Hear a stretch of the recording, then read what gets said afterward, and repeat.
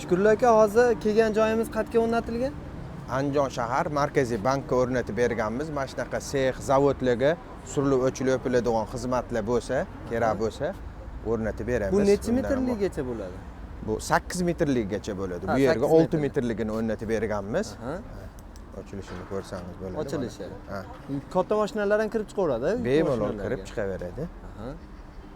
Bu 220 ga ishlaydi yoki 380? 220 ga ishlaydi. 220 ga ishlaydi. 220 ga ovoz umuman yo'q, shovqin yo'q. Ovozi yo'q. Shunaqa holatda ochilib yopilaveradi. Ochilib yopilaveradi. Bu nechaga tushgan endi batga? Bu yerga 950 dollarga o'rnatib berganmiz. Kimga qiziq bo'lsa, o'rnatib beramiz.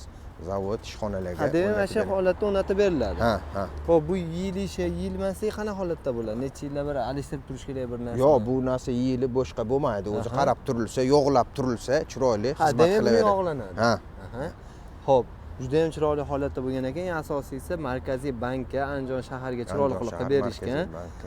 Zo'r chiqibdi aka, xudo xolasa nomerlar qoldiramiz. Avtomatika masalasi bo'yicha hammasidan bor. Hozir mana assortimentlar bor. Assortiment. Bundan keyingi navbatdagi joyimiz Namangan shaharida tayyor temir o'rnagan dorvazaga ochiladigan qilib berganmiz. Men ko'rsatib o'tamiz. U xonadonga bo'lgan. Xonadonga o'rnatib berganmiz.